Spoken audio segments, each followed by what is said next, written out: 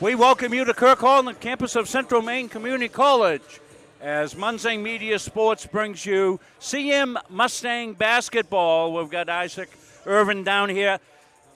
Tell me a little bit about how you came from Australia all the way across here to Central Maine.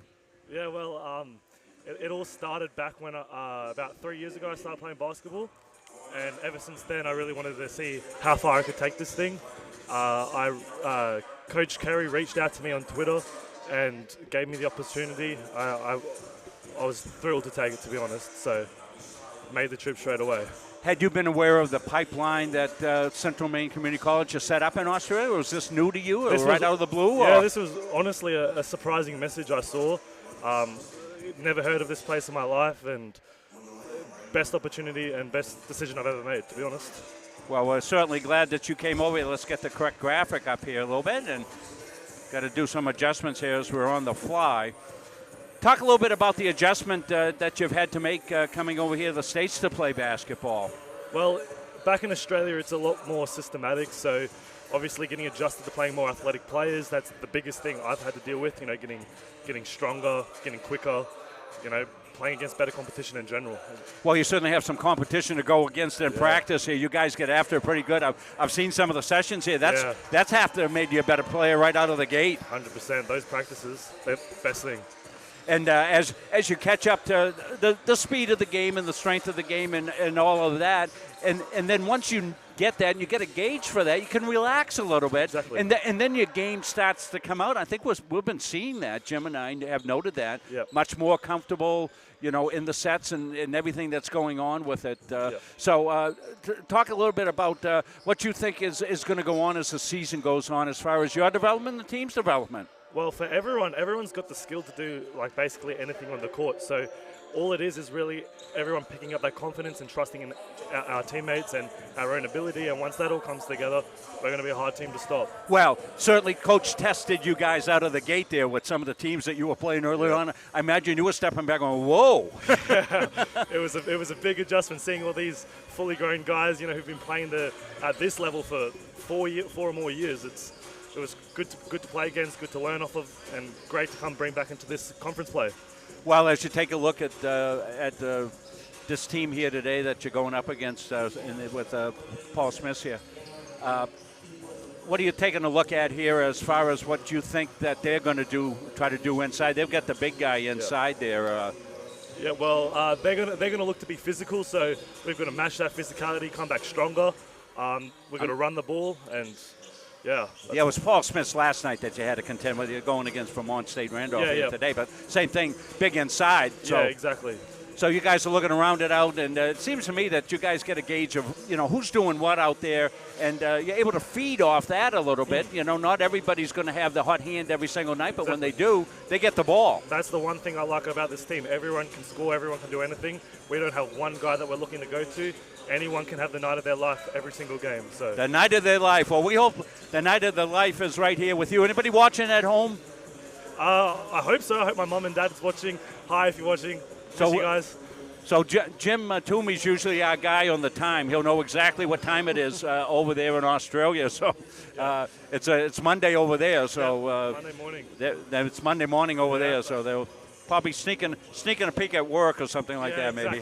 Exactly right. 16 hours ahead, Rob. 16 hours ahead. That's awesome. Okay, thank you. So, Isaac, I want to wish you continued success here. Welcome to Mustangville, and we're tickled to have you. Thank you guys so much. Yeah, so we'll be back. We'll have some more opening thoughts on this game when we come back after this. Since 1964, the mission of Central Maine Community College has been to serve the surrounding communities with an enriched and inclusive learning environment. The college takes pride in transforming students into employees through lifelong learning opportunities that expand career aspirations and improve current workplace skills. While the most evident changes have been made to the physical layout of the college, the real magic happens within the learning. Engaging in classroom conversations, collaborating in immersive hands-on projects in labs, and sharing through teamwork in academics and extracurricular activities provide students with opportunities to think critically, solve real-world problems, and become lifelong learners. At CMCC, students are surrounded by peers all working towards the same goal: With expert faculty who seek out innovative ways to make classes more than just a lecture, and staff who make student success their priority, students are empowered to forge their own path towards graduation and beyond. Please join us in celebrating the 60th anniversary of Central Maine Community College and be part of our continued journey of growth and innovation.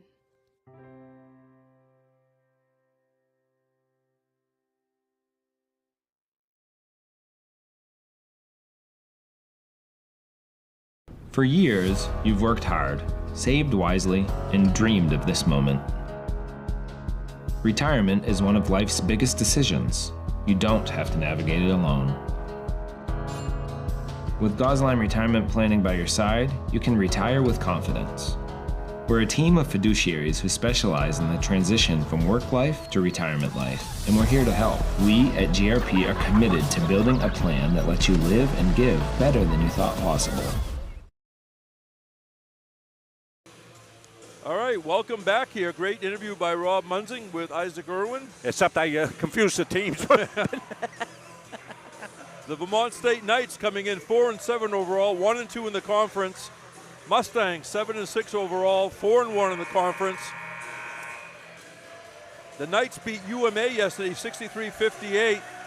Mustangs beat Paul Smith 109-59 after Paul Smith had a 5-point lead in the middle of the, well, probably 8 minutes into the game. Yeah, crazy. So we're going to have the lineups very shortly here with Steve English down at the table. But it's been a great weekend here, Rob. Surely has, Jim. It's been great. Been busy, been great. And we got I got a little late start getting this one going because we had a little trouble over at hockey, which I'm managing from here. So we got hockey is a little bit delayed going there, but we got that up and going. So now we're set to roll.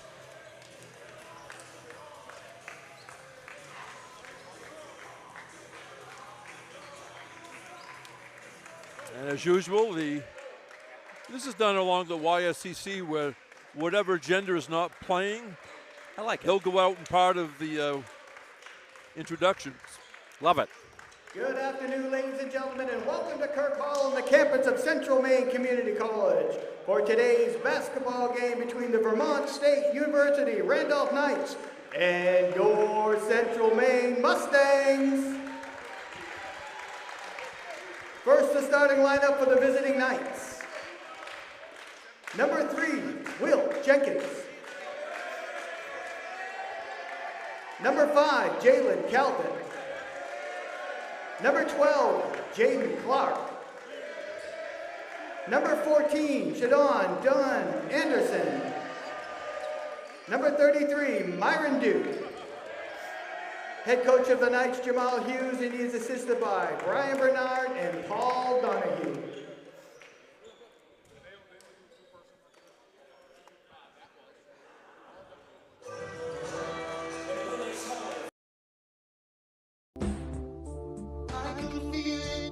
Over to Hathaway, tees one up. Bang! Down the lane, Shank gets the rolls. Dumps it to Brigitte. Brigitte with the stuffs went in. Francis to follow. And JT Pound. Here's Pemberton. Swoops in. And here comes Vaughn Jonas for the stuff. Wait for Central Maine. Duke for 3. Bang!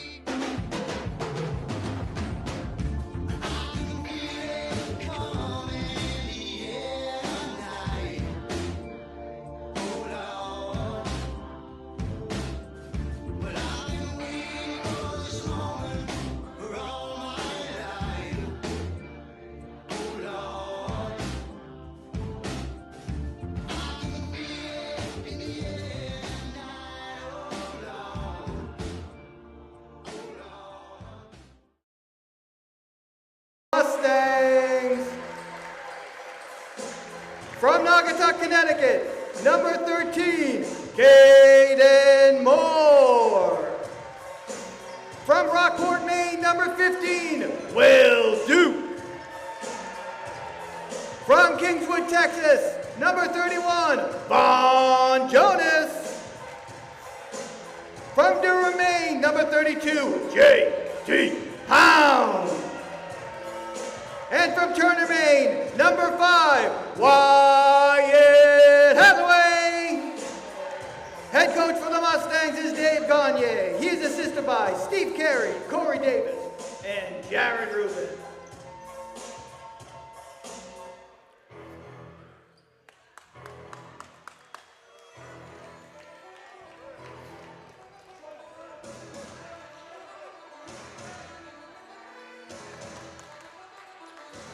Again, the drop kick Murphys.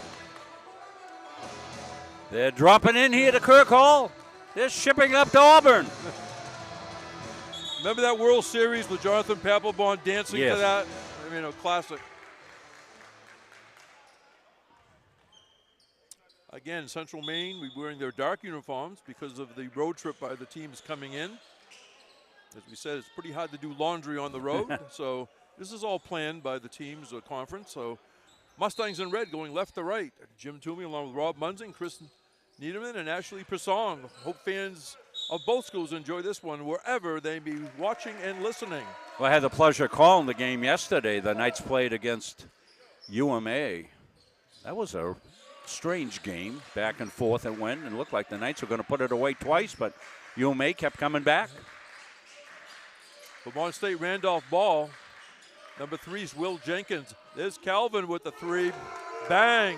Yeah, he's a player. Boy, I love watching him. He's the senior now from Missouri City, Texas. Player of the year, right, nationally. Yeah, he was. 3-0 Knights. Moore drops it off to Jonas. Jonas on the drive, a finger roll. No good. J.T. Pound again. 2 attempts and a foul. And a big little grimace there by J.T. Pound. The grimace meaning he was upset he didn't make it. I think that's what it was. But he didn't complain. Well, He went one more time and got fouled. Upset with himself, as you are when that happens. He's a 6'5" freshman from Durham, Maine. Went to Freeport High School. And soft touch by J.T. Pound.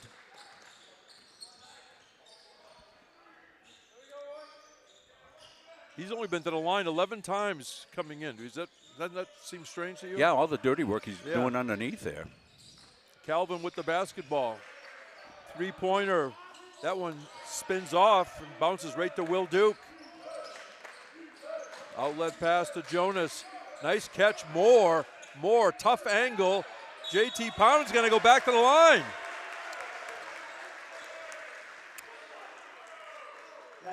I'm no basketball genius, but I did coach middle school boys for a number of years when my sons were playing.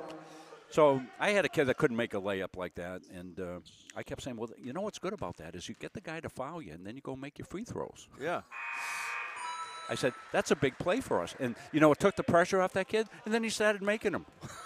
Underneath. You never know what tip will change somebody positively. But when you think of it, it makes sense, right? Yeah. You get a foul on a guy, and you still get 2 free throws. You make those. I think it's a win. Even good shooters from the outside, if they're in a cold streak, making some foul shots loosens them up. 3-pointer, no good. Missed by Jaden Clark. Yeah, the Knights will put him up, that's for sure. Duke out of the corner, fakes. Brings it out to Jonas. Jonas from Kingswood, Texas, gives it to Caden Moore, who's had some big games lately. And with moves like that, Rob. That's exactly well spoken, Jim. He has had some big games and some great finishes, slasher to the basket. The Knights in the forecourt. 14 is Shandon Dana Anderson. Will Jenkins, the junior from Charlotte, North Carolina.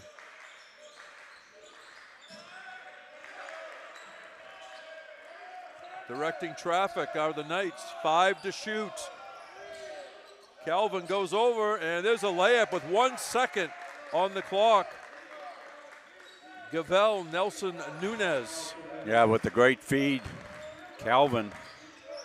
6'5" CM, they have the basketball. Moore, tricky dribbles. It loose, and the Knights come up with it. Clark driving through traffic. Will Duke played some good defense, and Moore got the rebound. Duke thought about the three, fakes. Gonna go over to Hathaway. JT Pound bounce pass into Moore. Moore wants to go to work. He's double teamed. He's fighting his way clear, and they call it a tie-up. Arrow Mustangs.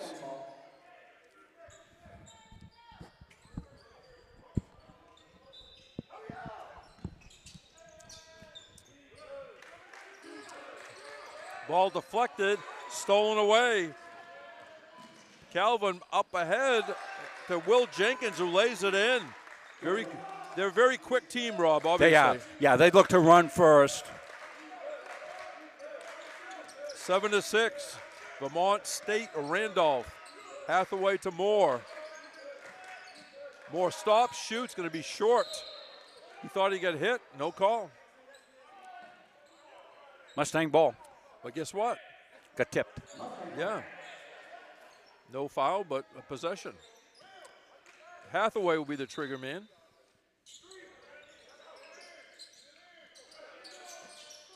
Goes out deep to Jonas. Swings it far side to Duke.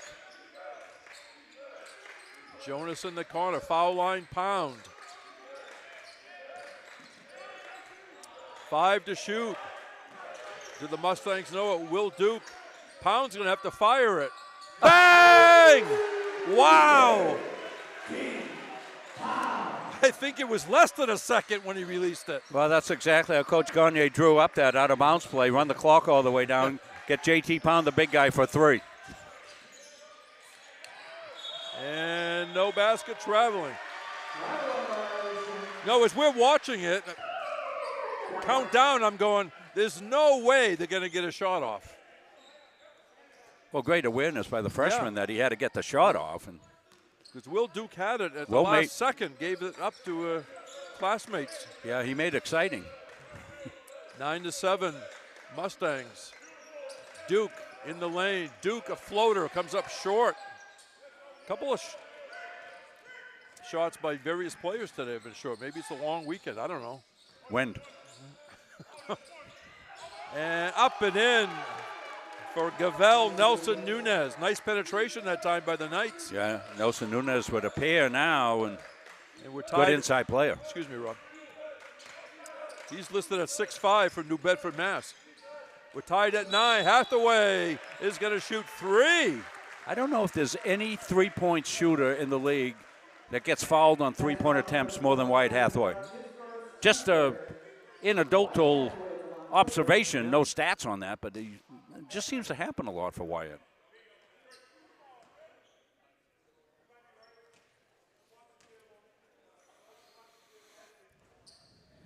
Soft touch. Hathaway coming in, an 88% foul shooter. Yeah, you want to be very happy with your perch up there because Coach Hughes is right in your what would have been your sight line, Jim. I noticed that yesterday when I was calling the game myself down here and running the production. Of course, I have to be on the floor to be able to do that. And folks, I told Rob off air, I said, busy weekend here, I don't feel that tired. Then I figured out why. I wasn't trying to look around coaches or stand up or get mentally frustrated not seeing it. So, they worked on getting us a platform you're on down there, but that really didn't solve that problem of where the coaches stand. Well, they're going to do some work on Kirk Hall coming up, and Dave's got that in the plans. Try to put a spot up above with us for you and I and a camera operator. All right, great. That'd be fantastic.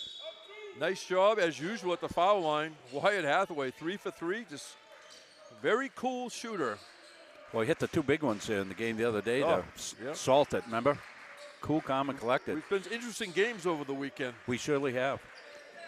12-9, Mustangs. Calvin goes in. It's a block, but they're going to call the foul. Let's see. On Jonas, I think. Isaac Irwin is checked in. Yeah, Jalen Calvin is fearless as well as a good player. He's not afraid to take it into the forest, that's for sure.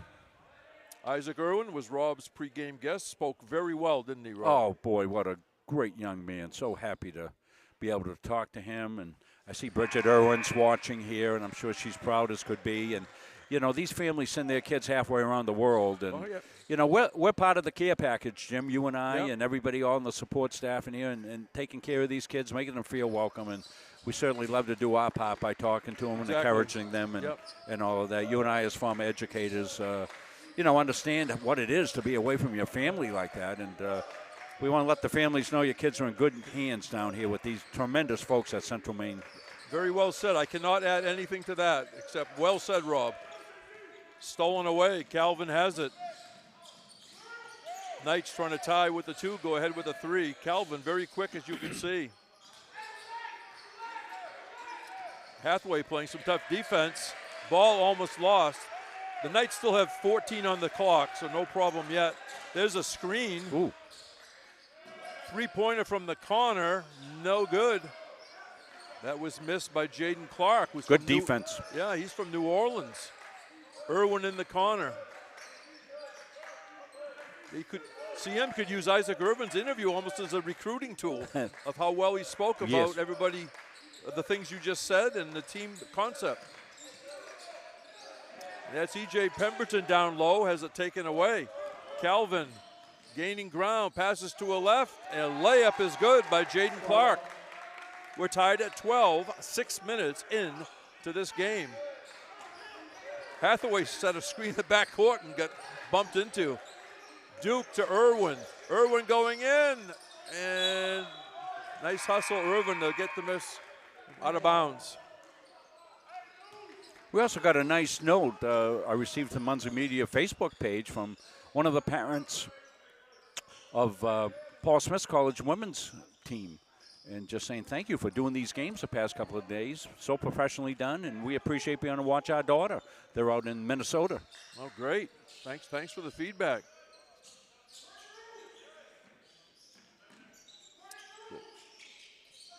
That's Calvin with it, looking, well, that's Will Jenkins, 3.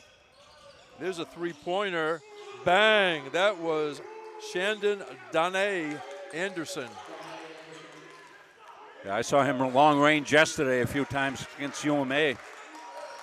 He's from Ontario, Embrun, Ontario. 15-12 Knights. There's Brigitte who's checked in. Irwin tries to go to work and he puts it down. If you're interviewed, you got to get into the scorebook, right? That's exactly right. So many times I've had the guy come on for an interview and had a great game. Yes. Knights leading by 1. Jenkins outside. Jenkins on the drive. Rocco Chang in there, 23 for CM.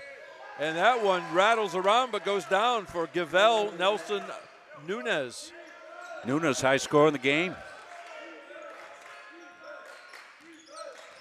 Chang left of the foul line over there. That is Ben Francis, who's had some good minutes lately. Irwin fakes. Going to go back out to Chang. Francis returns the pass to Chang, and Chang says, how about one more time? As they play pass. 8 to shoot now. Got to be some movement. Chang stops, shoots. No good. Irwin had a hand on it, but grabbed out of the air by Jalen Calvin. Some tough screens in this game. Calvin misses, rebound, double I. That's Isaac Irwin. Chang, now Francis. Nice bounce pass in there. And there's over the front rim is Isaac Irwin.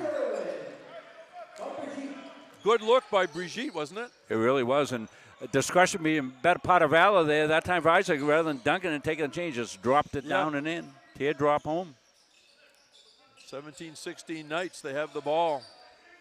Will Jenkins from Charlotte, North Carolina. And something going on away from the ball. Let's Illegal see. screen. I think 3-second call. I saw the official coming up here and says, well, I had to call it. I gave him 7 seconds. That's what he said coming back up to the coach. Yeah, he did. He said I gave him 7. Oh, you're hearing all the stuff down there. I missed that part. Yeah. No. Will Duke. Francis goes back to Duke. Left of the foul line extended. Brigitte. Back to Francis. Duke passes to his right. That's E.J. Pemberton. Duke in the lane, off balance, couldn't quite get the angle. Rebound, Nelson Nunez. That's his hyphenated last name. three-pointer Knights. Bang! Shandon, Danae Anderson makes it 20-16. Timeout on the court. 10:56 to go. First half.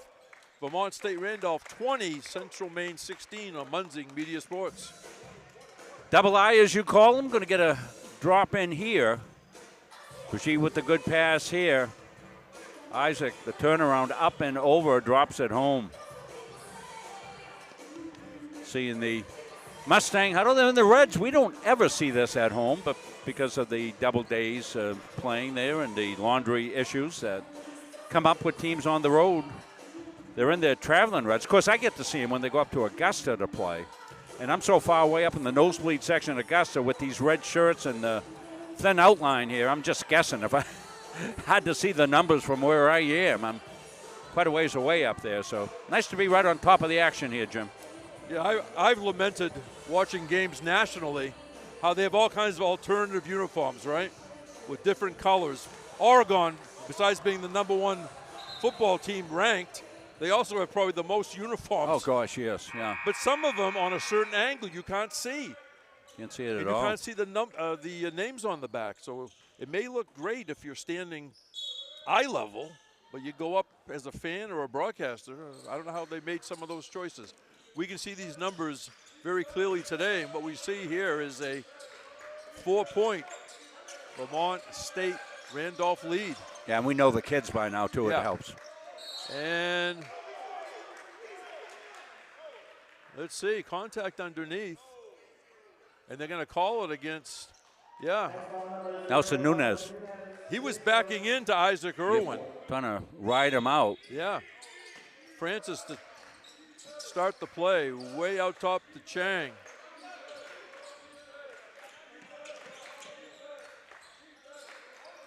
E.J. Pemberton, Brigitte. Chang for three. Got the iron. Rebound, 21, who checked in, Mohammed Conde from Dover, Delaware. This is a big Knights team. CM is pretty big, actually, too. I think two bigger teams in the league, Jim, size-wise. They run a play for Calvin, then he dishes it off. And the basket's going to be good for Gavel, Nelson Nunez.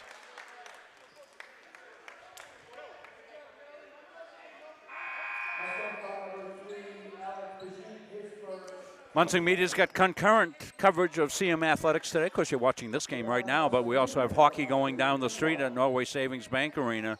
First period there, 12:17 left, no score as Mustangs are taking on Wentworth Institute.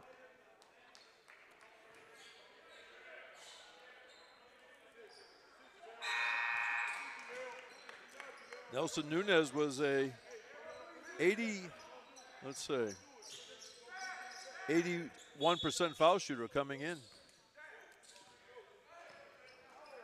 Halfway through this first half, 23-16, Vermont State Randolph, the Knights from Randolph Center, Vermont.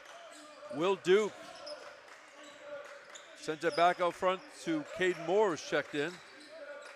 Pemberton turns, shoots, bang! That came out of nowhere, didn't it? E.J. with the long-range bomb. Sort of nonchalant, and all of a sudden, he released and hit the three. His confidence growing every single game. Down there for a little set shot. Ooh. Number 21, Mohammed Conde. That's almost old school. Yeah. George Mikan. Yeah. 25-19. Little contact. We go into pound. All kinds of action in the lane. Off glass for three. I don't think he called it, but it looks great up on the scoreboard for E.J. Pemberton. Heave-ho for three. 25-22 Knights. Conde gives up his dribble. They go inside, and excellent pass as Nelson Nunez went to Jaden Clark for the basket. Playing croquet out there, right through the wickets. Duke has a little daylight, goes to the left hand, a little hard. Grabbed off the floor by Calvin. Mustangs hustle back. Calvin passes in the lane to Conde. Conde the fall away. No good. Lost out by the Knights. Got a couple of threes, the EJ show coming up. Here's the first of two. This one a little conventional. But as you said, it looked like he was going to shoot. He was looking to pass it. Knocks it down. We'll have to wait for the next time out there to dead ball to bring you the second one. Second one is quite a shot. Duke back out front to Jonas. Comes this side to Pound. Hathaway right in front of us. Deflected. Hathaway down the lane. A floater. A little short. The rebound up and in for Caden Moore. Oh, Caden. What excellent inside position. 27-24. About to say, Hathaway's been a little quiet offensively here. Not getting looks. They're trying to take him out of the offensive flow, I believe, in the half-court game.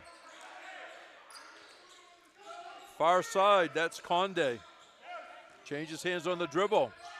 Shoulder, he goes in there. Ball got loose. And it's gonna be CM ball. Here's the second EJ three. This one is kissed off the glass. And look where he is on that. Catches it there and just lets that thing fly up and over the defender.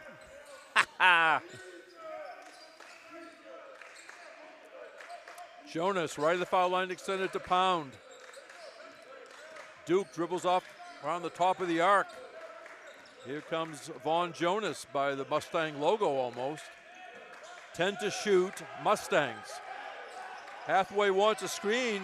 The ball is lost. Heading the other way is Jaden Clark. Uh-oh. And it doesn't go down. All kinds of action down there. And we play on. And now it's Mustang ball. Rob, I can't even describe what I just saw the last 10 seconds.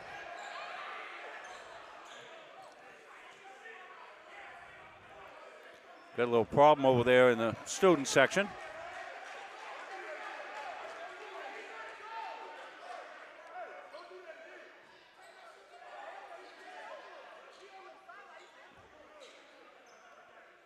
Spectators need to be reminded that they are spectators, not participants, spectators. And it's so you have no right to interfere in anything that goes on in a game. Editorial comment over. No. I'm sure that'll be handled. But it's so close quarters over there. Oh, Even if you stand up to cheer, you're almost on the court. Yeah. You didn't see it, Jim. I saw it. Okay. There was a little bit of overdue. Will Duke for three. Hit the rim, almost came back at him, but the Knights. Calvin down to the end of the court. Nelson Nunez not takes a shot. Calvin takes a three.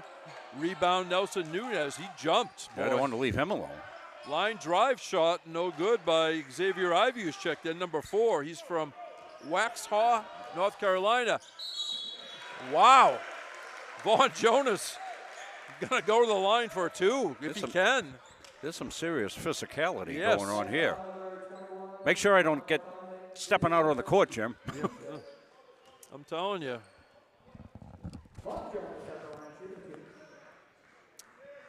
Two fouls on the Mustangs, 5 on the Knights with 6:13 remaining in this first half. Vaughn Jonas, the freshman from Kingswood, Texas out of Porter High School.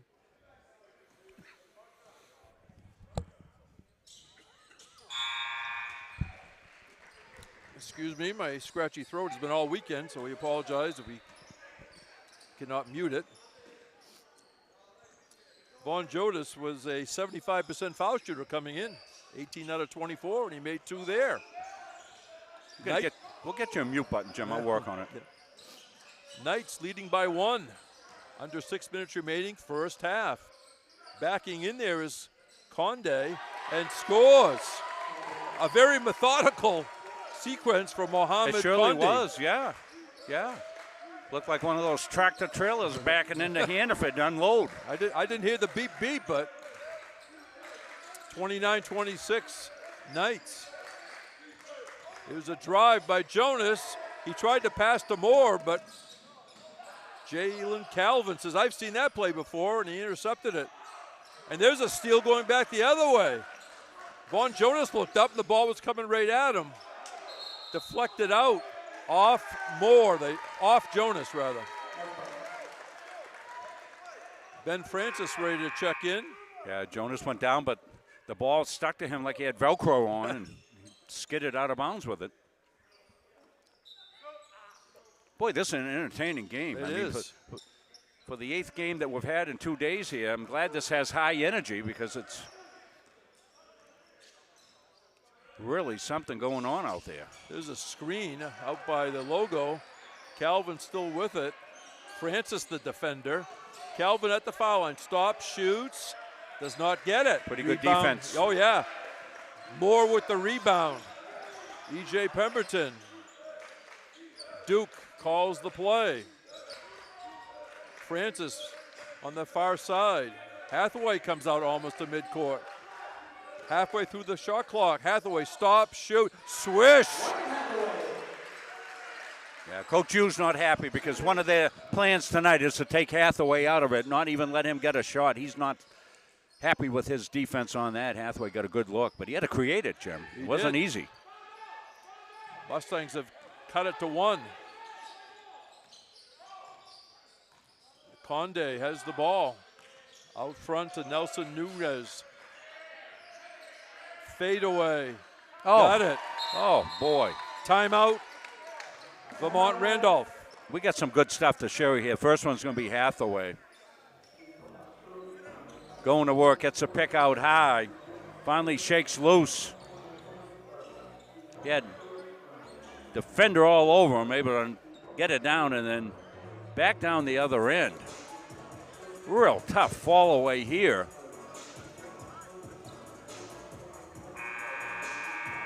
Nelson Nunez has been their offensive go-to guy inside. He's knocked him down. I don't know, Jim's got the live stats up there, see what he's done, but he must be close to 10 points already. Very close. 11 is close to 10, so you're right. It is. On 5 for 5 shooting.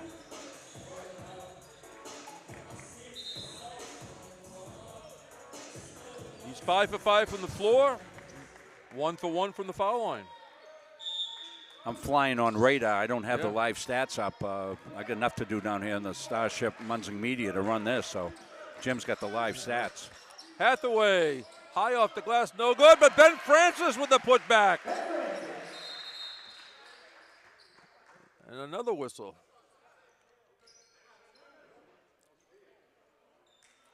I don't know what that was for. I think it's because the ball came out. Hathaway threw it back into the official, and I'm not really sure. Dave's got an explanation. It's not a full moon, is there? I think that was last week, but anyway. Coming in later this week. Oh, is it? Okay. Abnormal high tides midweek.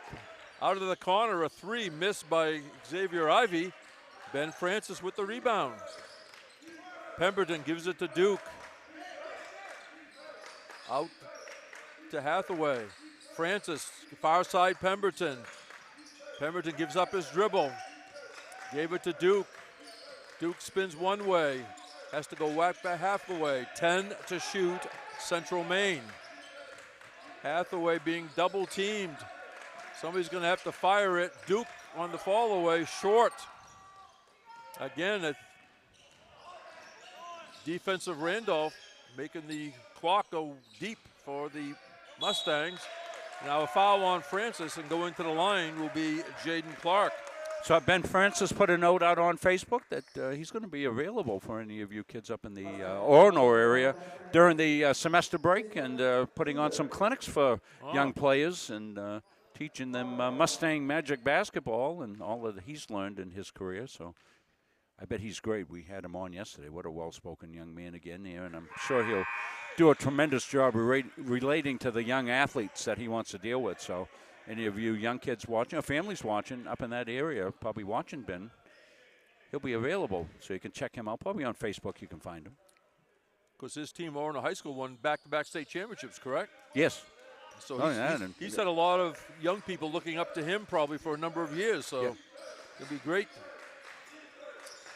32-30. Orono's had a great run in their male athletes at football as well. Look at Moore go to work. He's going to have to earn him at the foul line.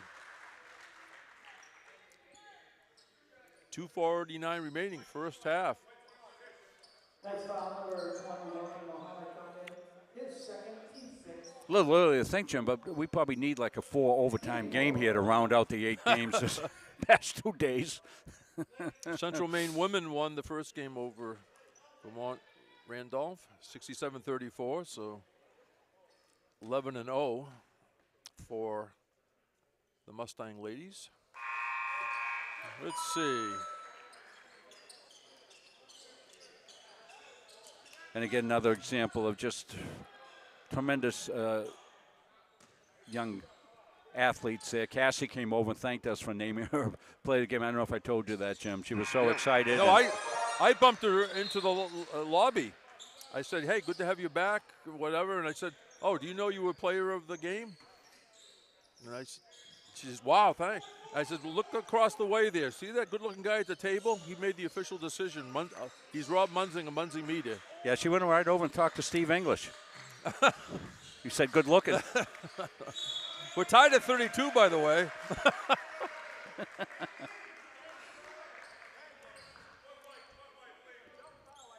All right, offensive foul away from the ball. And that was on Landon Mashburn, who checked in, number 1, 6'3", first year from Alva, Florida. Made his way to the Green Mountain State. 2.5 minutes remaining in this first half. We're tied at 32. Hathaway for 3. Oh. Bang! Now you know why Coach Hughes doesn't want to give him any touches. Oh, exactly. They've been limiting him. They've done a good job of it. The way he catches and the form, Rob, we probably have 100 different over his career that look exactly the same. Yes. The form, catching it, releasing it, follow through. You can run the same take. Well, exactly right, Jim, and that's what happens when you find those keys to the gym. Right. That's no good. Had to take it. Jenkins had to take it on the buzzer. Nice catch, Hathaway, on the pass from Chang. Chang almost to midcourt, middle of it. Hathaway to JT Pound. Chang right in front of the Randolph bench. E.J. Pemberton fakes. Down to 5 seconds on the shot clock, and the ball kicked around. Somebody on Vermont bumped into Isaac Irwin. They'll get a reset to 20. That's the important part of that. And the Vermont Randolph player, Rob, bounced off Isaac Irwin and fell backwards.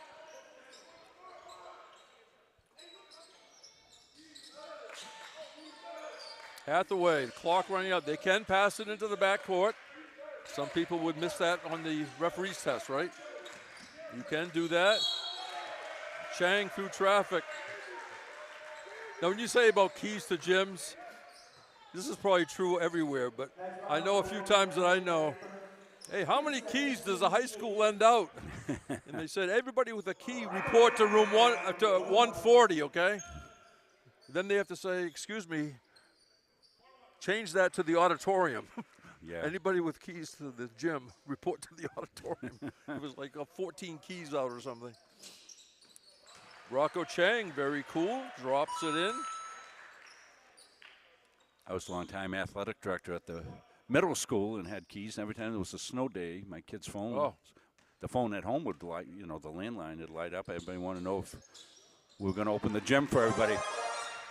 2 for 2 for Rocco Chang, and all of a sudden, maybe not all of a sudden, very methodically, the Mustangs have a 5-point lead. Yeah, they settled the game down a little bit. It was frantic there for a little bit. They've got the pace they want. Calvin wants to go to work, splits defenders. Coming out of the corner, a three-pointer short by Danae Anderson. He got it back. On the drive, Jenkins. Under 10 seconds to shoot. Calvin backs out of there. Irwin staying with him.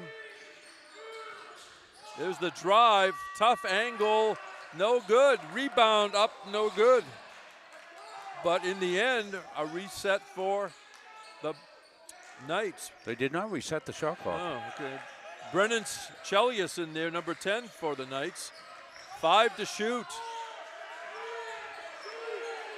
It was a three-pointer. That was wild. And they say it's off CM. Oh, I don't think so. I think they've got to get shot clock first. Shot clock first. Shot they've clock got it first. Yeah, that's why you have 3 officials. And they all have different responsibilities given whatever is going on.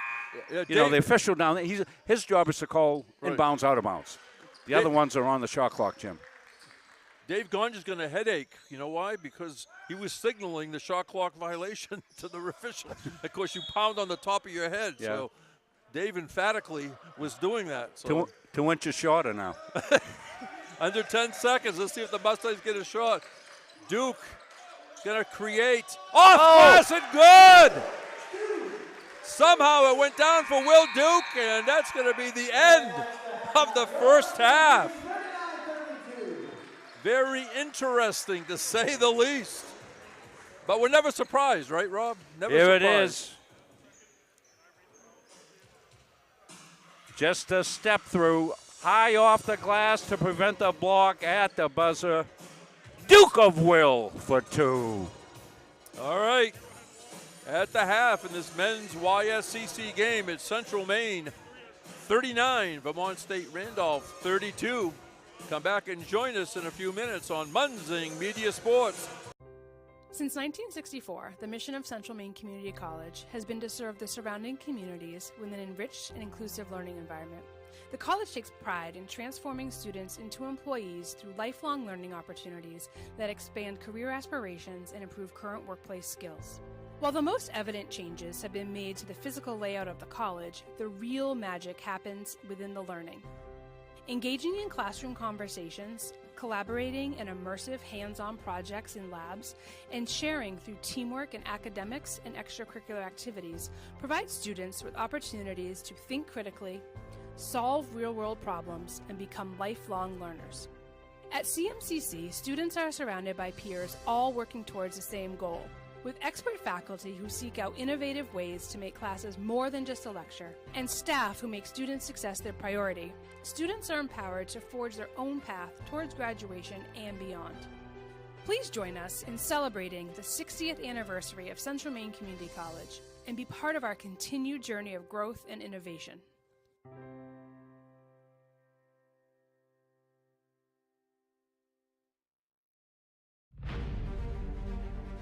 The USCAA provides our program exactly what they say, a chance for small colleges to peak. It's leveling the playing field for everybody.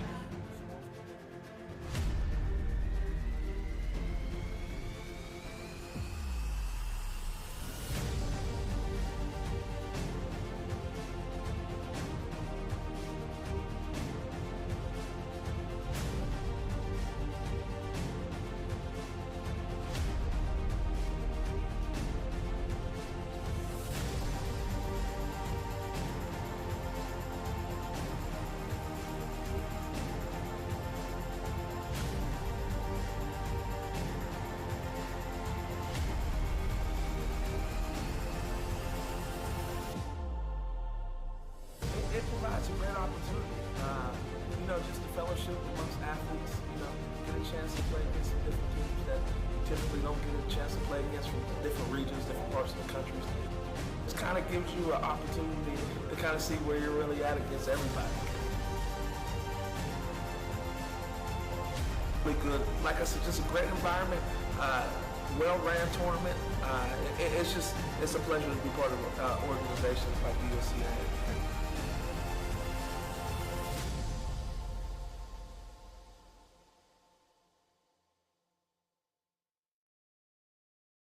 For years, you've worked hard, saved wisely, and dreamed of this moment. Retirement is one of life's biggest decisions. You don't have to navigate it alone. With Gosline Retirement Planning by your side, you can retire with confidence. We're a team of fiduciaries who specialize in the transition from work life to retirement life, and we're here to help. We at GRP are committed to building a plan that lets you live and give better than you thought possible. The USCAA provides our program exactly what they say, a chance for small colleges to peak. It's leveling the playing field for everybody.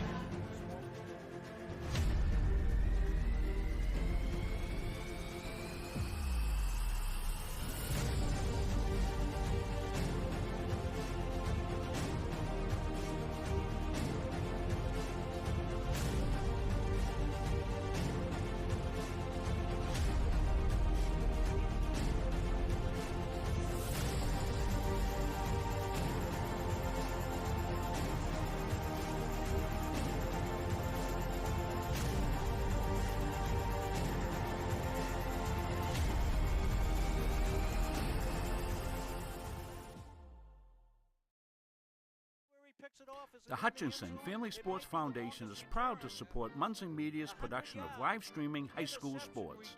We recognize the hard work and dedication of Maine's high school student athletes, and we applaud Munson Media's pioneering live streaming efforts. The Hutchinson Family Sports Foundation. Since 1892. And it changes the game, 35-26.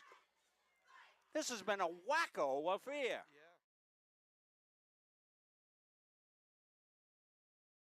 I'm Greg Glenn, Athlete Brand Advisor and CEO of Pliable. Are you tired of sending out emails to coaches and never hearing back? One key is sending an athlete recruiting video with your email. Here's how you can learn how to get yours. Visit pliablemarketing.com, take a look at all the athlete recruiting video options, see a sample video, plus frequently asked questions. All you have to do is visit pliablemarketing.com. Let's beat your competition and create your athlete recruiting video today.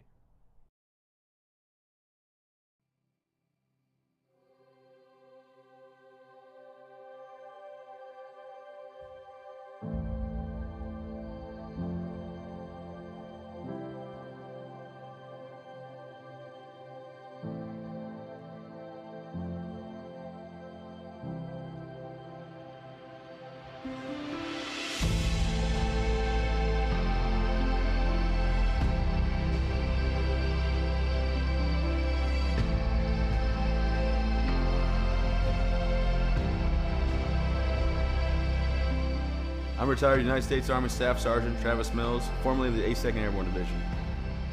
In 2012, I was injured in Afghanistan due to a roadside bomb. It took portions of both arms and both legs, and through Walter Reed and 19 months of intense recovery, I was able to build myself back up, learn how to walk again, drive again, and take care of my young family. Since then, I have decided to be on the road speaking as a motivational speaker. Life is all about perspective, all right? So for me, it's real easy. I gave a lot, but I didn't give everything. When I think about my situation, I'm lucky to be here.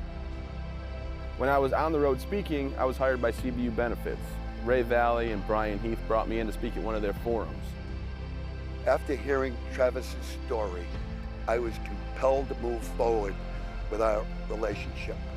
We specialize in reaching out to employees and employers, explaining to them the value of supplemental health coverage.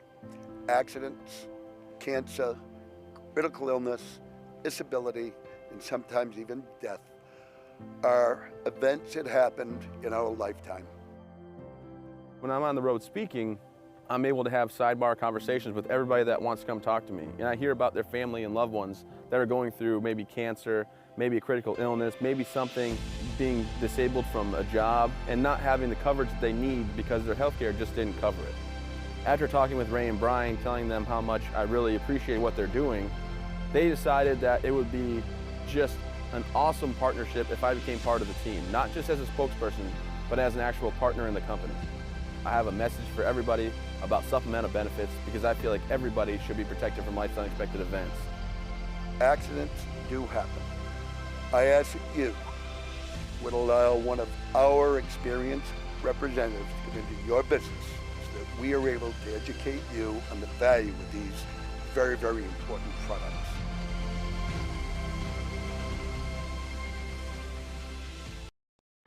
At Central Maine Community College, we are building things that last. We're investing in technology, new facilities, and offering more degree programs than ever before.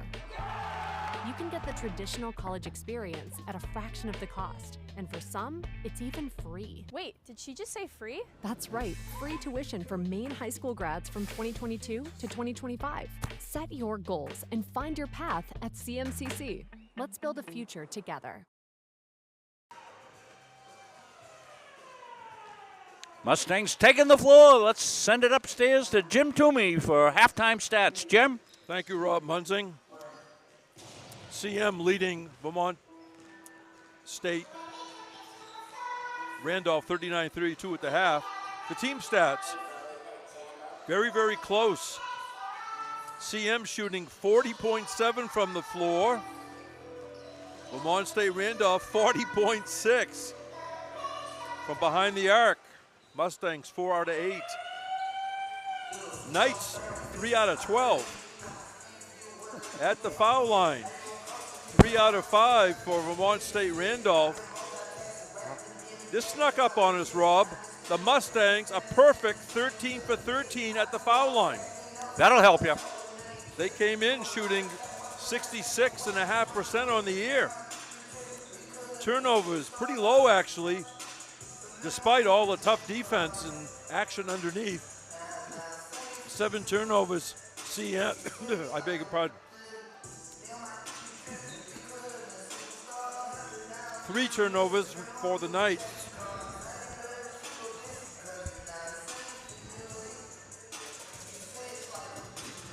Rebounds, not that many, 14 to 12 edge for CM.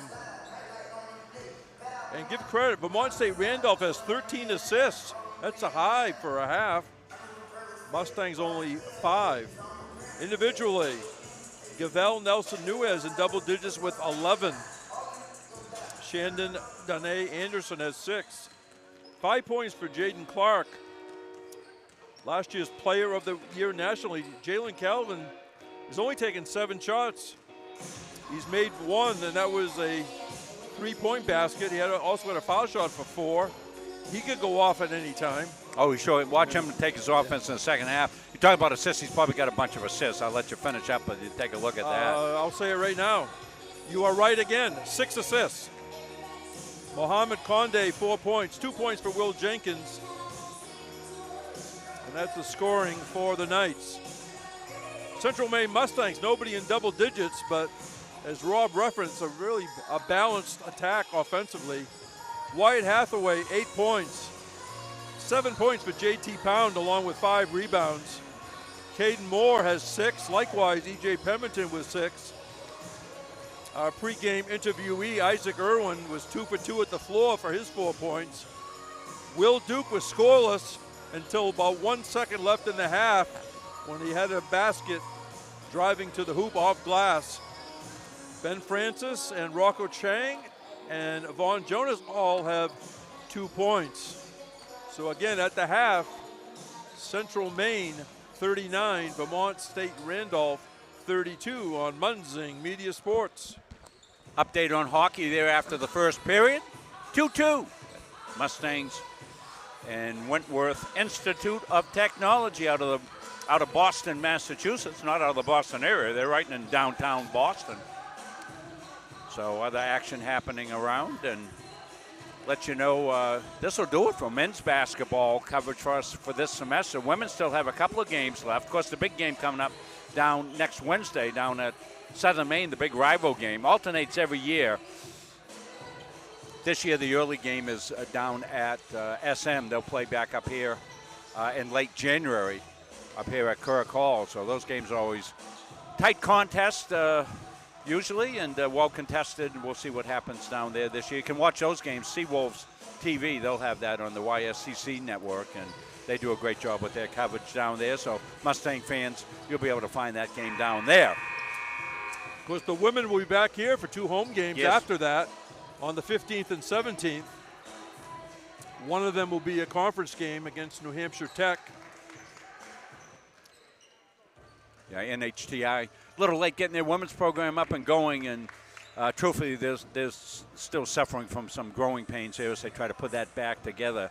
They were a very competitive team in a number of years. They've kind of fallen off a little bit in the past couple of years, trying to put it back together, and kind of what happens. Some of the teams, you know, it seems it's out of our minds, but COVID really took a hit on some of the programs and taken a long time to put those things back together. Not easy to build a program, I'll tell you. I've been there, done that, and it's a multi-year task. You got to give credit to those teams that persevere through this. You know, the coaches and players and parents probably trying to support, but you know, when you look at a roster of 7 to 8, there's not much margin for error. No. When you start traveling and, you know, never mind a pandemic, just getting a flu or a cold or bronchitis, and all of a sudden, you know, you have to have a talk with yourself as a school and as athletic department. Are we going to go 300 miles with 6 players. Right, exactly. It's fair to them. Yeah. And your number one priority here at this level is your student athletes, with the student being emphasized. And certainly that's the case with the YSCC. They have a great idea of what they want to, accomplish and what their goals are as a conference. And they continue to evolve and grow. And we'll probably see that. Hopefully Jim and I will be here for a long time to be able to continue see the growth of programs and the ebb and flow of things. That's certainly something that happens in the course of life. So, this is life, and certainly these kids are students first, and they'll all be into semester-ending week here coming up. We wish them all the very best of luck. Yep. And again, if your team has 7 players healthy, there's an obligation to make the trip, even though you have a very small chance maybe of winning. And I think that's done for the most part. Yep. All right, Vermont Tech. Yep, I said Vermont Tech. Vermont State University Randolph, first possession of the half. There's a shot underneath. Rebound up and in. Staying with it was Danae Anderson.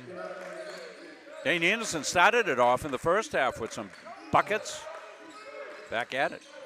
39-34, Mustangs first possession. They have the lead. Pound from way deep. And he gets the delayed bang.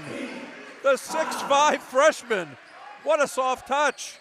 Yeah, Pound was a little late getting here. Spent some time in church this morning, apparently. 42-34, Central Maine. Shot inside, missed. That was missed by Clark. The Knights, with good hustle, get the loose ball rebound, so to speak. 1 minute into the second half. Look at the intensity on everybody's face, Rob. This is great. I love it. I'm right down close to it. I want to get out and play. 3-pointer, no good. I think that was Will Jenkins who missed that. Here comes Vaughn Jonas back outside to Hathaway. Hathaway takes it in the lane and stolen away. He tried to get it to the corner, but... Yeah, Duke was over there trying to get it to him. Will. Jaden Clark said no way. Number 12 from New Orleans. In front of his own bench, Clark. They loop it inside and up and in for Myron Dew. He hasn't played much today, has he? No, he hasn't. You saw him yesterday. Yeah. A wide body. Yeah, I call him Mountain Dew. 6'8 junior from San Diego. A little warmer than Maine, I assume, today. He's cut it to 6. Stop, shoot is Jonas. Rebound went right to Dew. Here comes Jalen Calvin. Changes speeds, that's his game. Among other things he does well. And Dew on that far side, hands off to Jenkins. There's a drive across the lane. Nice catch by Dew. And the Knights are out of bounds. I'm looking for Calvin take his offense a little more, Jim. Yeah. As you said, he didn't shoot. Well, he's coming off Gimpin here. Then, yeah, he's. Xavier Ivey replaces him, number 4. We'll keep an eye on that. And going to get some training help. Rob's headed over. He's going in. The CM trainer, Rob, I don't know what was the last day. He's had a heck of a busy weekend, hasn't he? Yeah. Underneath, Pound lays it in. The assist to Wyatt Hathaway. 44-36. Mustangs with their biggest lead of the afternoon, turning to evening.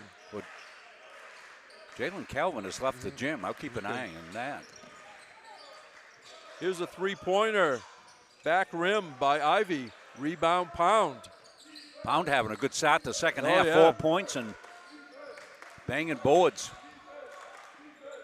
Duke to Pound by his own bench. That's Vaughn Jonas. Jonas stops, shoots. Does not get it. Nice block out by the Knights. Here comes Will Jenkins. Jenkins took the return pass. Dew for 3. No good. Out of bounds. Let's see, how many has he taken?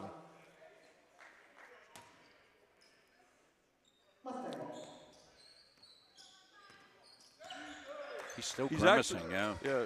Myron Dew's actually taking 24 this year, made 8. The 6'8 player.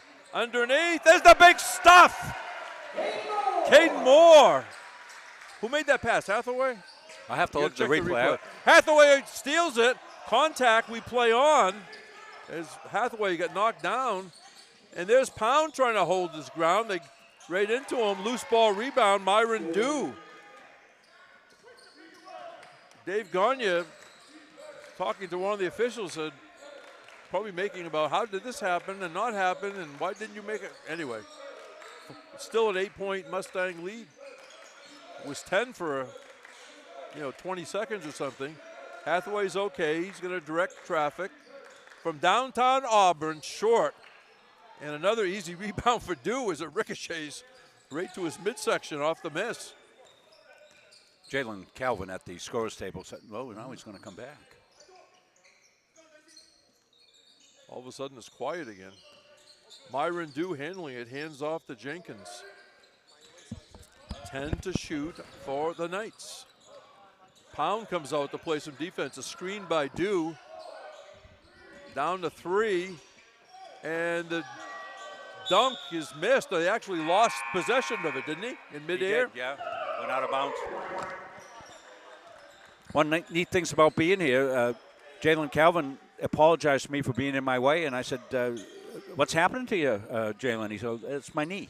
Okay. So now we have a first-hand report. That's good reporting, Jim. That's Your interview right to the skills, source. Your interview skills have no bounds, Rob. Like Mr. Ed, right to the source. Why did we watch it? The Talking Horse. We got business at hand here. We got a bunch of subs in. And inside, ricochets around pinball style. And the Knights end up with it in the person of Will Jenkins. Been a lot of that ball bouncing Yes. around, contested. There's Calvin testing out that knee. He's directing so much he needs a fluorescent vest out there, I think. Under the basket from the corner, it's long by Dane, and that foul's going to be against the Knights. Now, I do know we have a lot of grandparents as fans, so if we make a reference to something in the 60s, they probably start nodding their heads or something. Yeah, young kids are going, where'd they get these old guys? Hey, we only had 3 channels to watch, right? Mustang's really done a good job of managing the Yes. flow of this game, Jim. You know, it was getting away from them early on, and they just stayed with it. Irwin back in, somehow got it to Pemberton, a little too heavy. Isaac Irvin, the rebound, they take it away from him. Players hit the deck, and we play on.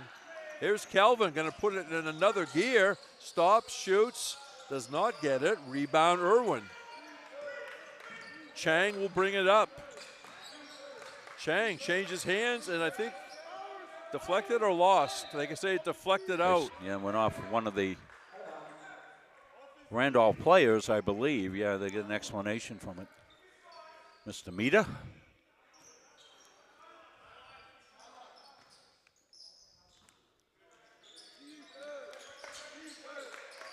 Chang in front of his own bench. Irwin returns it to Chang.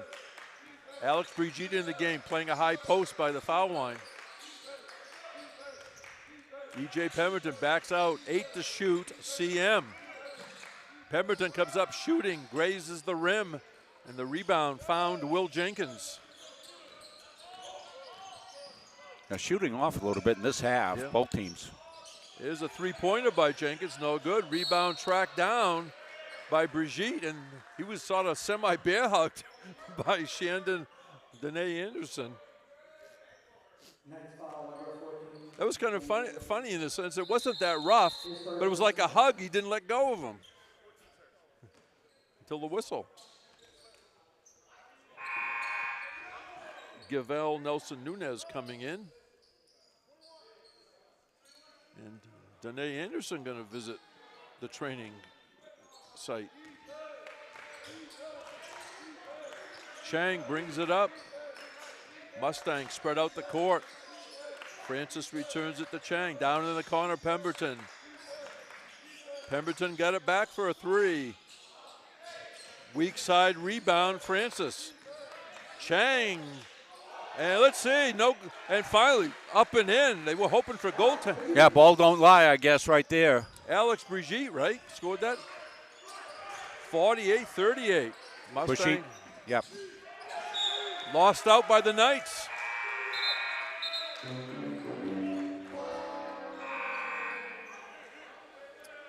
Riley Bowen in, number 24, 6'7" freshman, Melbourne, Australia. Yeah, Riley was some minutes yesterday, played really Yeah. well. Well, the Mustangs have snuck away to a 10-point lead here, kind of quietly, but. Chang with the basketball. He got it back. Far side Pemberton skips it back to Chang. They try to go into Bowen, but look at Calvin jump up and steal it. And there's a block by Chang. A nice control block by Rocco Chang. Did not pick up the foul as he blocked the shot of Brennan Chelius. Look at Rocco get back, gets in position, times his jump perfectly, lets the player go under him and gets all ball. And excellent execution by the Knights on the inbound as Jaden Clark lays it in and has got one more shot coming. Pemberton picked up his first foul.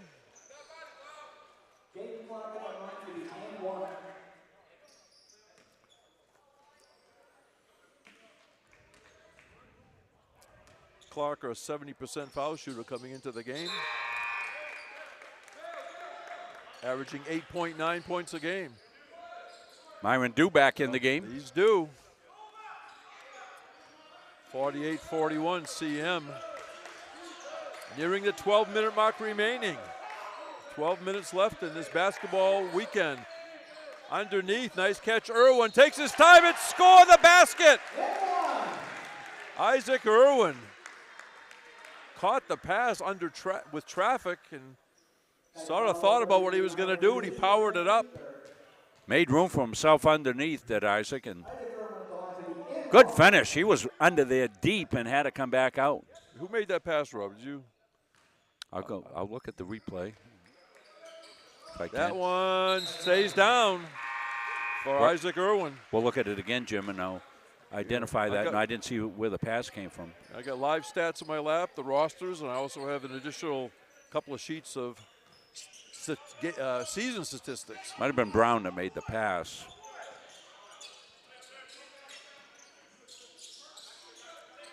Knights trying to cut into this 10-point lead, and they've got it to 8 a few times. Calvin for 3, no good. Duke got the rebound. Dew was up by the shot Oh, clock. yeah. Three-pointer, the Knights, bang. Will Jenkins from downtown. Down to 7. Jonas to Irwin from the corner. Swish for Isaac Irwin.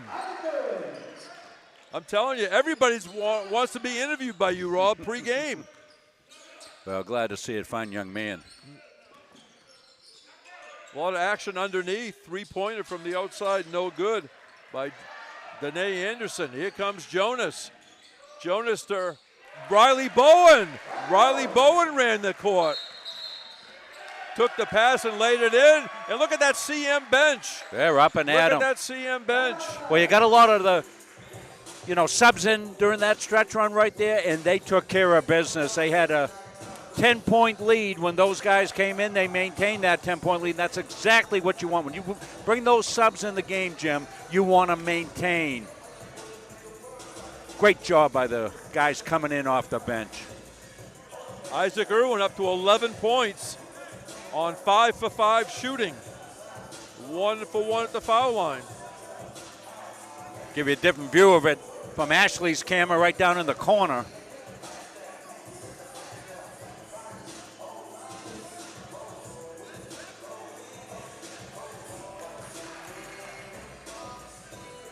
After this busy weekend, I hope that some of the students don't have that 8 o'clock class tomorrow.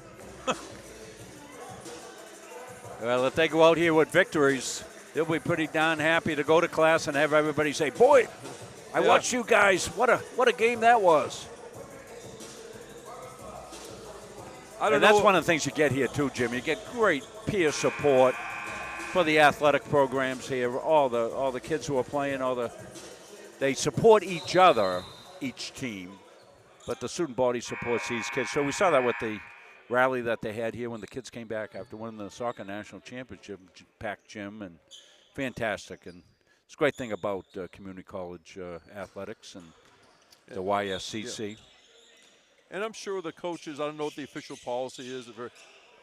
The coaches are really in tune with student athletes going to class and checking on them. And they have academic advisors like, Christine Lee, right? Christine Lee is a godsend. Yeah. She is tremendous with these kids. They'll be there at 8 o'clock. Underneath, Myron Dew, and they score the basket. He's going to get one more. Going back in time, Rob, I knew some guys checking. I said, hey, aren't you taking that course? You need that, right? The guy says, are you kidding? It's at 8 o'clock. I'll pick it up later. Exactly, I know. And by the way, I don't want any classes afternoon on Friday, in case you're wondering. The old-fashioned three-point play for Dew, and he's got it. For some reason, they didn't play in the first half that I remember. Well, I thought he played well last night. He came right in, hit a long three right out of the gate. He's cut it to 8 points just about halfway through this half. Up and good for Pemberton on a great pass from Rocco Chang. We'll show you that. Rocco.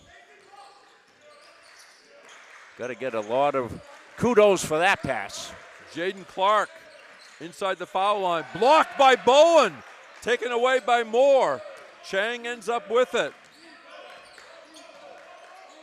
Skips it over to Jonas underneath. Nice catch by Moore.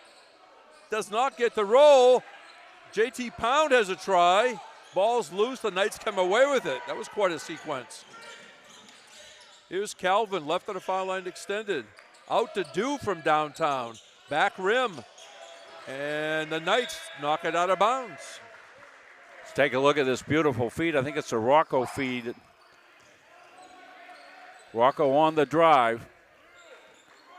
Just slips it through. That's even better than I thought it was at the time. I don't know how he got it through that mass of humanity, but he did. Riley Bowen out to the top of the arc to Chang. Bowen got it back. Nice catch by Pound. There goes Rocco. Tough angle, but he's going to shoot two. Next on number 14, Shannon Anderson, his second, team 4. Rocco Chang at the line.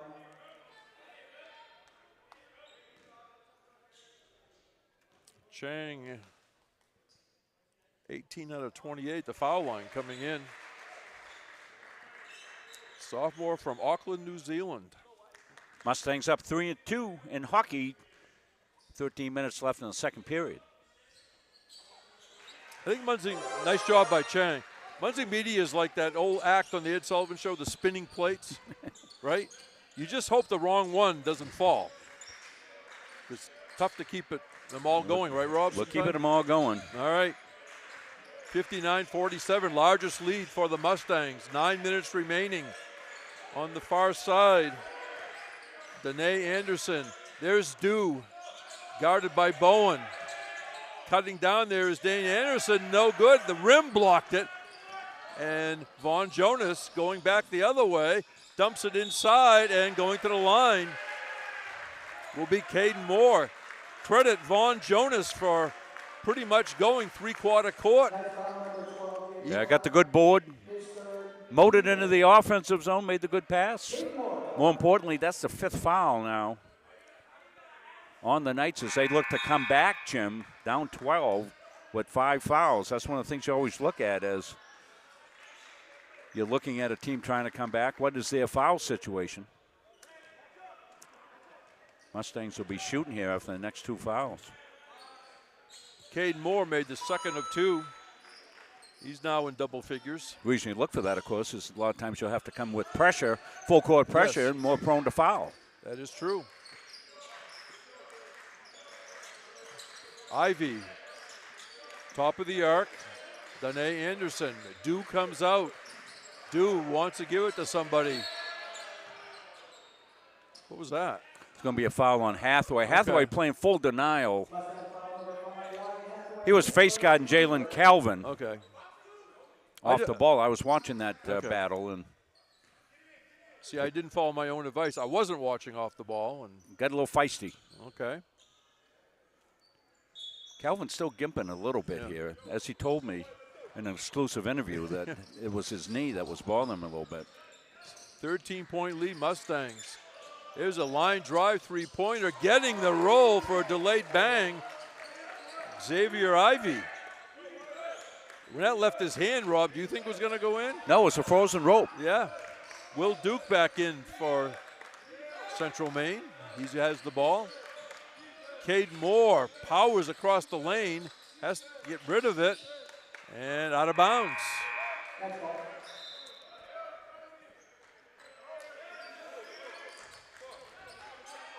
Caden Moore goes by Coach Gagne, and Coach Gagne was saying, just said something positive and clapping his hands.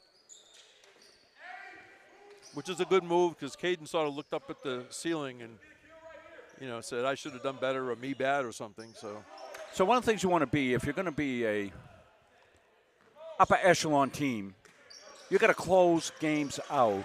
And when you got a 10-point lead under 8 minutes to go, you've got to continue to put the pedal to the metal. Talked to Coach Gagne about that. He says, exactly right. We were having a discussion kind of in coaching terms, and he says, yeah, we need a little more killer instinct to put teams away. That is true. Continue to play defense and always get a quality shot. There's a shot from the outside, no good. That last foul was on Caden Moore, but that was only his first. And speaking of Caden Moore, he just took it away from a Knight. And that's exactly one of the things you have to do, right there. Yeah. Perfect example. Win that one-on-one battle. Hathaway in the corner is Duke. Deflected out of bounds. It'll be Mustangs ball. 7:20 remaining, second half. 60-50. Central Maine Community College, right here in Auburn, Maine. Moore sort of loses his balance, somehow picks it up. Held ball. And they say it's Mustangs arrow. We get a timeout on the court. 7:13 remaining, second half in men's YSCC action. Central Maine 60, Vermont State, Randolph 50 on Munzing Media Sports. Well, I want to thank everybody down here at CM, including the UMA staff as well, to pull this off the last couple of days. Busy night, started Friday night with 2 games and a hockey game, so we had 3 games on Friday night. 4 yesterday, 4 today. And it was a combination of the 2 schools teaming up down here to make everything work, and they did. Steve English doing a great job with the music and Absolutely. PA. And the gentleman from UMA, Roger, does the PA. Is that Roger? Roger Collins, yes. He does an excellent job. He's got a great voice as well, yeah.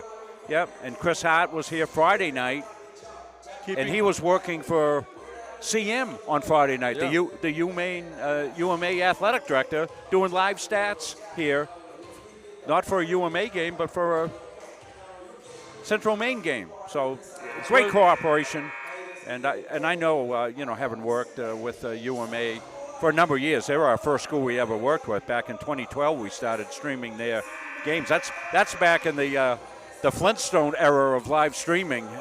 We were stringing stuff up with Campbell soup cans to make it work, and they came on and trusted us to do it. And Dave saw us doing those games down there and brought us up for we had tryouts up here. I'll tell that story at some other time. It's a good story. Remind me of it. It was so long ago, the scoreboard had Roman numerals. Inside Moore, and he's going to the line. Excellent entry pass by Duke. So Dave saw me at UMA. He says, you know what I'd like to do? I like how you do that. We're doing our streaming, but, we have to do it ourselves, and things don't work. Coach Moron's got to figure it out. Blah, blah, blah. Why don't you come up, do a game, we'll see how it goes. So we scheduled the game, and we scheduled the SM game in December of 2016, and all excited about it. My son Nate working with me and all that, and about a week before the game, I had triple bypass surgery, so I was out of the mix. And they came up, did the game. Dave went to administration and said, look at this. And it was, we done it well, and it was a great game, replay and stuff like that. Next year we were hired. We came on and for the 17-18 season. And it's been all positive ever since from our perspective, and I think most people that watch and listen. Nice job at the foul lines. Caden Moore went 2 for 2. There's a three-pointer. Bang! As Xavier Ivy hits another one, down to 9 points. Duke taking his time. E.J. Pemberton, 6.5 to go. Pemberton lost the ball. I think Calvin sort of stripped it. He did, yeah. Got his quick hands in there. That's a break for CM. Well, EJ got things going early on. Remember when the offense was struggling a little bit? He hit back-to-back threes that early on in the game with a deficit there, got the Mustangs back and going. Three-pointer Hathaway. No good. Rebound, Isaac Irvin is going to shoot 2. Irvin just came back in the game.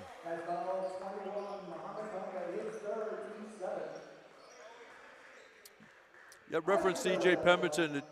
It just punctuates the fact. Sometimes it's not how many points you score. It's sometimes when. Exactly. Because you may only get 6 or 7 in a game, but wow, 4 of them were during this dry stretch. We lost the lead for the first time, and you scored a basket and a foul shot or something. One more for Irwin. Mustangs were perfect from the free throw line the first, as Jim told you with the halftime stats. 0 for 2 that time for Irwin. And we got a foul in the backcourt. See, it's Calvin down on the court here. Sort of grimacing again, Rob. Yeah. He's trying to get his knee loose or something, but.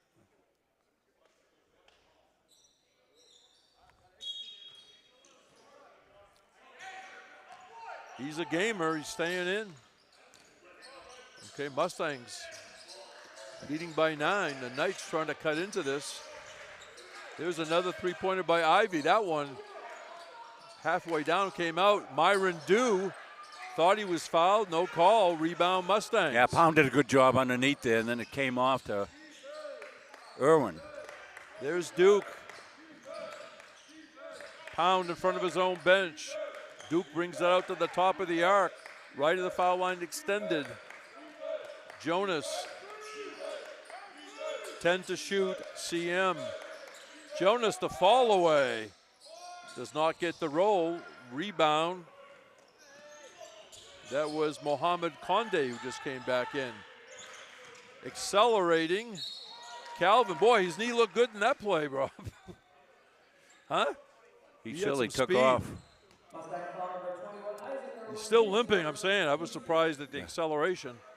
God.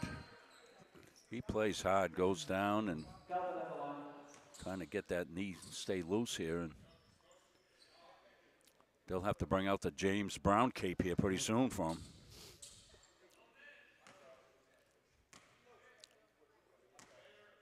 Calvin, 1 out of 2 at the line today. He's been very quiet, Rob. Hasn't taken that many shots. We don't know whether, Jalen's got an existing knee injury, and if he does, playing back-to-back days, that's the kind of thing you try to rest it up, ice it up, and stay off it between games. But there's no between games here, back-to-back. Made 2 clutch foul shots there because the lead is down to 7. All right, so this is what we're talking about CM with 5:25 left. Managing a lead. 62-55. Both teams will be in the 1-and-1 on the next foul. Traveling on the Mustangs. Pemberton in for Jonas. Yeah, those two guys almost interchangeable players, aren't they, Jim? Yes. With their skill set. Right now, the Mustangs have the arrow, if that comes into play. Calvin accelerates again, tries to create midair, somehow got his own rebound. He's battling through the tall towers in there. Outside, no good, and knocked out, they say, by the Mustangs.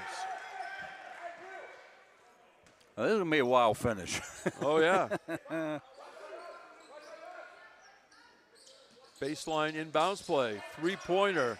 No good by Ivy. Weak side rebound, Caden Moore. Yeah, Caden just owned that one. Will Duke brings it across, gives it to Pemberton. Duke wants Hathaway on the other side of the court. Here's Moore. Moore faces the basket. Power dribble, spins, gives the ball up to Duke. 6 to shoot. Duke with some daylight. Big one. Bang! Clutch basket, Will Duke. Well, hit the one at the end of the half in there. That's a big one. That was big. 10-point lead again for the Mustangs. There's Duke and Irwin playing defense. Knights retain possession. Shot from the outside, no good by Ivy. Foul on Central Maine, I believe. Here's the Will 3. Shot clock was winding down, too. Down to 4 as he shoots the ball. And that didn't touch anything. That came right down through the center. Hardly tickled the twine, as they say. 4 minutes straight up remaining in this YSCC men's basketball matchup. Mohammed Kondi at the line. He's from Dover, Delaware. Foul shot was missed. That was a 1-and-1. Yeah, it will be for both teams going forward. And going to contact foul on Calvin, and Will Duke will go to the line. This is first. But well away from the basket and could result in points for the Mustangs because you're shooting 1-on-1 with a really good foul shooter right here. All right, I got to check it. I stayed up last night updating stats, watching football playoffs.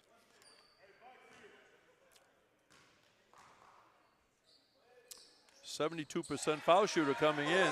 How about 100% on those two? 67-55. Central Maine. They were down early in the first half. Finished the first half strong and have pretty much led like 6 to 10 points. And laying it up off the scramble, Mohammed Konde, timeout, Randolph. Yeah, I was about to say that the Knights are almost in a must-score situation on that possession right there. Get it down to 10, Jim. Make it something manageable. They'll go in the huddle, talk it over, and expect some pressure coming out of the timeout. I would guess that they'll pressure the ball. And we've seen the Mustangs, they'll anticipate that. Coach will be talking about that. You know, they like that touchdown pass from Hathaway to Caden Moore. They'll come up 4 across and then break deep. The good news for CM, I'm scanning here, no one has more than 2 fouls. And that's only a couple of players have 2 fouls. So no problem for Central Maine. For the Knights, Clark has 3, Dew has 3, Konde has 3. Again, the arrow remains in the direction of Central Maine. As Rob said, both teams in the 1-and-1. See, Coach Hughes does a terrific job with this program. 3 tough games last year between these teams. They played 3, including the tournament. Yep, right.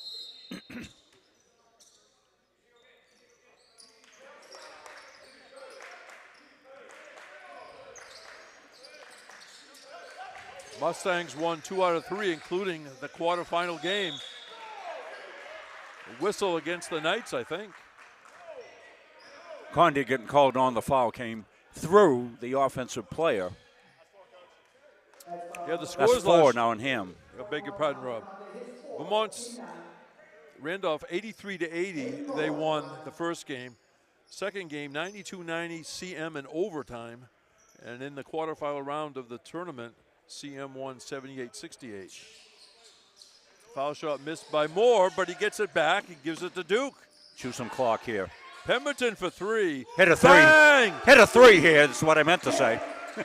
EJ Pemberton EJ's has some big threes in the game. Yes. Early on, none bigger than that one right there. Pemberton 3 out of 4 from distance. Outside, Nelson Nuez down the lane. Big call.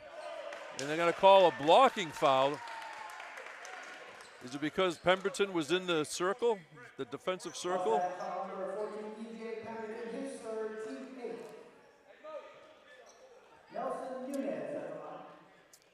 I guess he had to be in that restricted arc area, right? Because I thought he got there. I should have made a replay on it. Yeah, okay.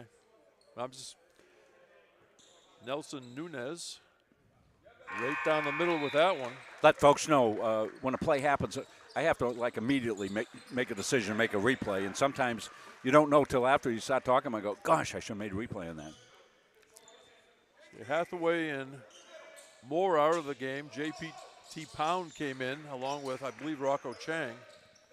Well, I think Hathaway will be back in there shortly. He's just going to drink a water probably and be back in. 2:50 to go.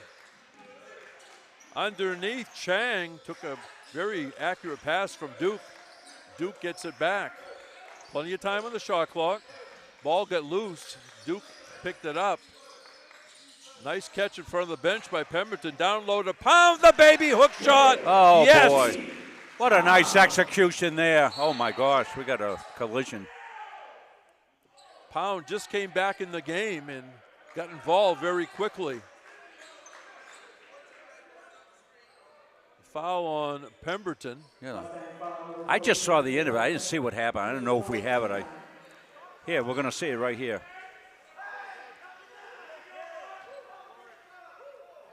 Oh, boy. That's a good lead block in the NFL right there. Was he trying to set a screen or not? Well, the screen was set. Okay. I don't know whether he didn't see the defender there. He was running full speed to try to hustle back on defense. And Jaden Clark. You know, had they thought that he was, had intent there, that they would have, changed that call. That wouldn't have been just a regular foul. One more for Jaden Clark. Now, any foul either way will be 2 shots, except, of course, for player control fouls. Most people know that. Clark from New Orleans made his way to the Green Mountain State, misses that one. Ball bounces around, Chang gets it, and he's bumped. Morocco Chang will walk down to the basket to our left to shoot 2.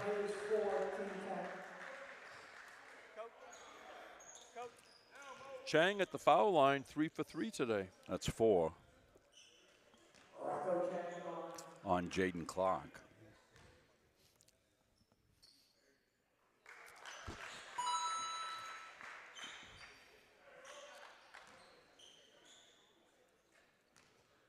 One more for Chang from Auckland, New Zealand, and he gets the shooter's roll. 74-60 with 2:20 remaining. Central Maine with the lead. Will Jenkins calling a play. Gives it to Dew. Nelson Nunes fakes. Went to the far side to Jenkins. Here's a three-pointer, Calvin.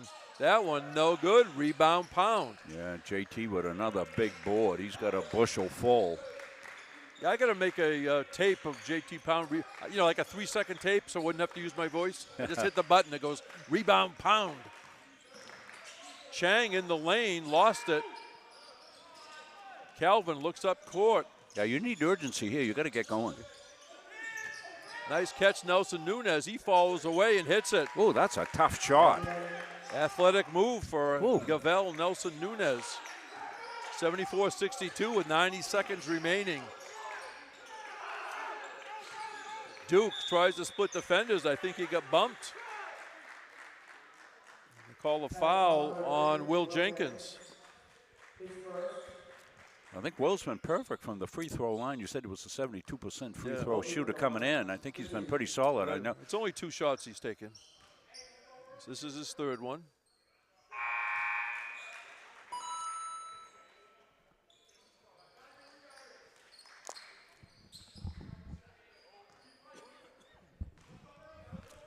Excuse me.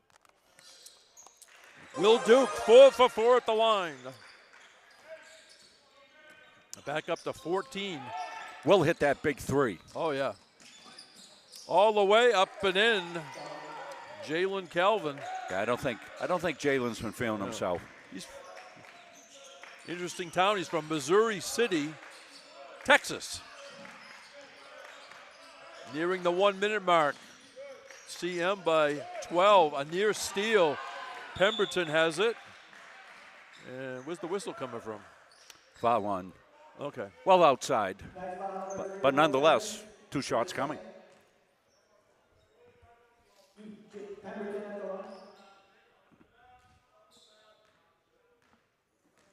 Again, look from Ashley's camera. Ashley's been a trooper today. She's done all 4 games. Did the first 2 upstairs. Oh, wow. And 2 on the floor. Again, you have a bunch of reliable CM students. What a difference it is when you can count on people, huh? Oh, absolutely. These kids are really tremendously mature, and Chris does a great job of coordinating everybody. And I got enough going on that if I had to be chasing around college students. E.J. Pemberton's having a great game. To make sure they could get here and stuff like that. Yeah. It would drive me out of the business. 78-64. Calvin from downtown. Oh. Bang. He sort of winces as he went up court. So effortless, though, on that shot and release. 78-67. Central Maine, 37 seconds. They're in no hurry. Jonas back in the game, gives it to Chang. And Chang is tagged. So Rocco will be turning to the foul line where he's 5 for 5 today.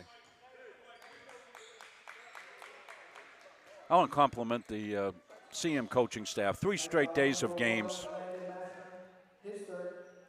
Putting this together. Solid plans for every game. It's not like you have practices that you can really, settle in on, getting an opponent like you have a week between games or something like that. 3 straight games. Kids have come out, executed the coaching plan. Right down through the staff, Dave and everybody. Tremendous job. 78-67 CM, the shot missed. That was by Isaiah Masha from Spring, Texas. Shot clock is off, the game clock clicking now under 10 seconds. And Central Maine will be going to 8-6 overall, 5-1 in the conference with a 78-67 win over Vermont State Randolph.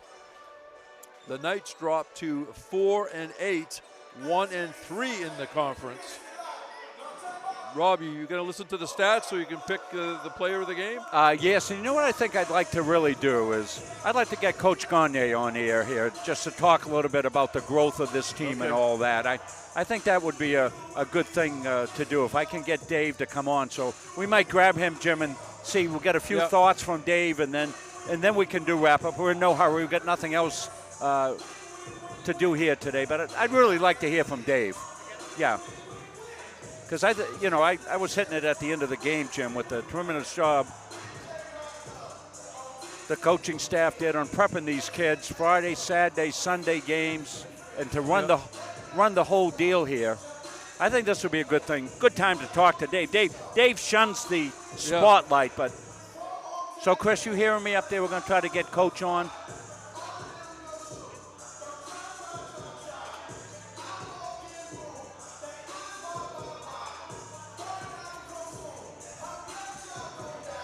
Coach, we wanted to bring you on because I was relating towards the end of the game about the 3 straight days of prepping these kids and how well the coaching staff did to prepare these kids to play. And you've got to be extremely proud of the coaching staff, your assistant coaches, as well as the kids here. I want to give you time to talk to the fans at home. Sure, thanks. Kids are resilient. 3 games, 3 days, not easy, but to participate in the national tournament, that's what you got to do to win. We use a lot of guys. We're pretty deep, and a lot of guys stepped up today. We make some fundamental mistakes because of fatigue a little bit. But, boy, I give a lot of credit to, we got 13 guys, 14 guys that can really play. And our job is to wear the other teams down. And, people don't, I think from home, don't always understand what it takes to play 3 games in 3 days, 2 games in 2 days. I mean, Vermont came here, second game in 2 days. That's tough. Yeah. On the road, it's tough. We're going to do it the second half. But I'm incredibly proud of our guys and, thrilled to death with their play. I think, we didn't turn the ball over a lot, and I thought we'd have a lot more of that on the third day. We shot pretty well the third day. But, boy, our boys are resilient.